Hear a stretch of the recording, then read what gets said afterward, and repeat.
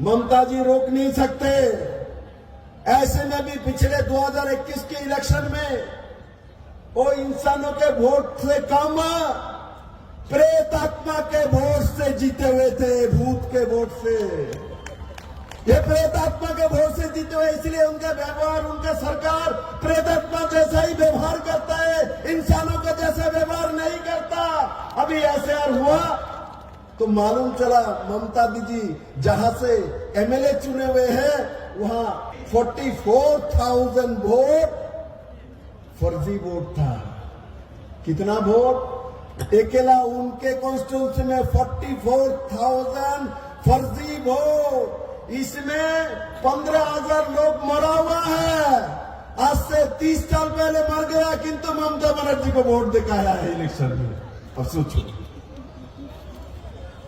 इनका पिंडदान हो गया, श्राद्ध हो गया, स्वर्ग में चला गया, किंतु ममता दी इलेक्शन के समय स्वर्ग से बुलाता है इंद्रदेव को बोल के, आइए वोटाधिकार प्रयोग करिए, हमको जिताइए। प्रेतात्मा उनको जिता के जाता है। अभी उनको दिख रहा है इस बार तो प्रेतात्मा 26 में वोट नहीं देगा। जिनका 2 जगह में वोट मैंने करा के रखा, एक बार दार्जिलिंग में देगा, एक बार आके सिलीगुड़ी में देगा, एक बार आके दमदम में देगा, ये भी नहीं हो सकता है। अब क्या होगा मेरा? अरे ममता जी, हिम्मत है तो इस बार लड़के देगा और आपका हर सीट पर जमानत जब्त कर देंगे। पश्चिम बंगाल में हर सीट में जमानत जब्त कर देंगे लोग। आप सोच रहे हो संथाल को तोषण करोगे, वहां से आपको रोहिंग्या को वोट मिलेगा, रात के अंधकार में आए हुए लोगों को वोट देगा, इसका कोई सुविधा नहीं होगा। बाकी सीट बंगाल के जनता, पहाड़ की जनता नरेंद्र भाई मोदी जी के नेतृत्व में भारत को शक्तिशाली करने के लिए, पहाड़ को शक्तिशाली करने के लिए, और पहाड़ का जो अधिकार आप मांग रहे हो और भारतीय जनता पार्टी और नरेंद्र भाई मोदी लाखों बिस्टा ही दे सकता है, ममता बनर्जी नहीं दे सकता है। आपको कोई हरा नहीं सकता है, क्योंकि आपके साथ भारतीय जनता पार्टी जैसा संगठन और नरेंद्र भाई मोदी जैसा नेता है, और भारतीय जनता पार्टी के लाखों करोड़ों कार्यकर्ता है। आपका अधिकार आपको मिलके रहेगा। हम आपके अधिकार के साथ है। जो भी आपने मांगा इस पहाड़ के लिए, ये सब कुछ नरेंद्र भाई मोदी देगा। 26 में भारतीय जनता पार्टी के सरकार आने के बाद आपके हर अधिकार दिया जाएगा। आपके जिन जिन का ये इन खून यहाँ लाल करके एक कम्युनिस्ट तृणमूल ने इस पहाड़ को खूनी पहाड़ बनाया, इनके आत्मा को शांति दिलवाएंगे और आपके सभी अधिकार भारतीय जनता पार्टी का सरकार आने के बाद निश्चित आपके पास पहुंचेगा। प्रधानमंत्री आवास योजना के माध्यम से 1300 घर आप लोगों को मिल भी रहा है और मिलने वाला है। 1300 घर, 1300 घर, और या तो नाम ही बदल देते हैं। ममता बनर्जी ने बांग्ला घर नाम रख दिया है। प्रधानमंत्री का घर नरेंद्र मोदी दे रहा है, तो नरेंद्र मोदी भी तो नाम रख सकता था, बोले ये नरेंद्र घर है। नरेंद्र मोदी जी आपने नाम से नहीं रखा, प्राइम मिनिस्टर के नाम से रखा। कोई भी प्राइम मिनिस्टर हो उस पद के नाम से रखा, और इन्होंने हमारे पीएम आवास योजना को ही हाईजैक कर लिया। बोलता है बांग्ला घर में दे रही हूं। माननीय प्रधानमंत्री जी ने पहाड़ के लोगों के लिए, SC ST के लिए, विदेश में पढ़ाई के लिए फंड दे के रखे बैठा हुआ है, किंतु पश्चिम बंगाल सरकार इसको लागू नहीं होने देती। क्योंकि आपके बेटा डॉक्टर इंजीनियर पढ़ लेगा, लंदन चला जाएगा, फ्रांस में चला जाएगा, वहां जाके पढ़ाई करके आएगा, आपके घर में 3 मंजिला बिल्डिंग हो जाएगा, गाड़ी हो जाएगा, रोड हो जाएगा, तो बिना इलेक्शन में कैसे रखेगा? यहाँ 3 साल हो गया, यहाँ कॉर्पोरेशन में, म्युनिसिपल में इलेक्शन नहीं हो रहा है। पिछली दरवाजे से तृणमूल का व्यक्ति चला रहा है, भ्रष्टाचार कर रहा है, जनता को अधिकार नहीं दे रहे। तृणमूल के एक भी काउंसिलर यहां नहीं है। इनको चला कौन रहा है पीछे से? ममता बनर्जी चला रहा है।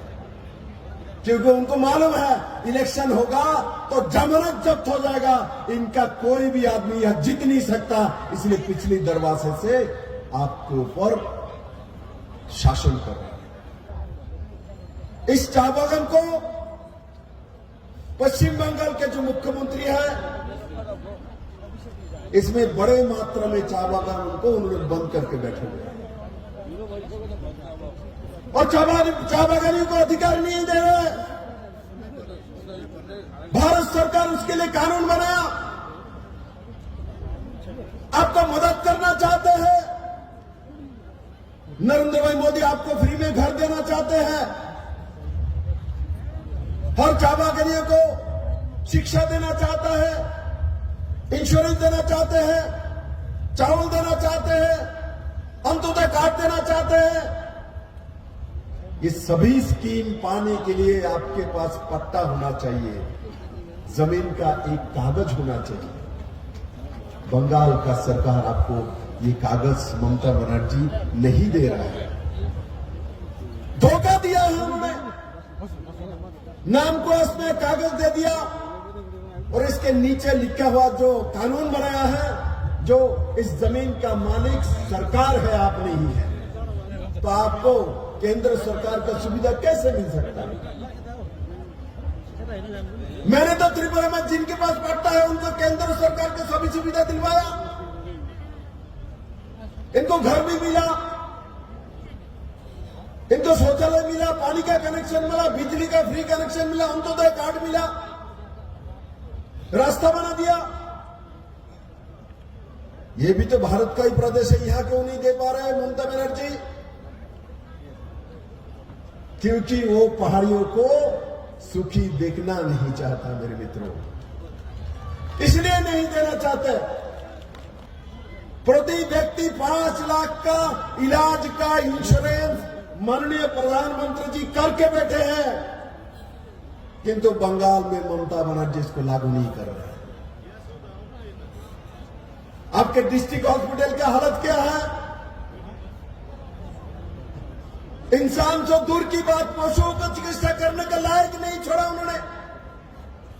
किसी का तबीयत खराब हो तो उस हॉस्पिटल में जाने के लिए जो रास्ता बना हुआ है वो चलने लायक नहीं है। अमृत प्रकल्प में माननीय प्रधानमंत्री जी ने 1300 करोड़ रुपया दिया है, 210 करोड़ रुपया कुर्सियां को दिया है, औसत से ज्यादा बारिश होता है बाहर में, किंतु आज भी आप पानी की किल्लत से भुगत रहे हैं। 1300 करोड़ रुपया देने के बाद आपके घर में पानी क्यों नहीं है? आपके पास पर्याप्त व्यवस्था क्यों नहीं है? क्योंकि आपके कुंडली में ममता बनर्जी जैसा नकारात्मक सोच वाला मुख्यमंत्री बैठा है, उसी कारण से हो रहा है। इनको कुछ नहीं देना है, पैसा भी नहीं देना।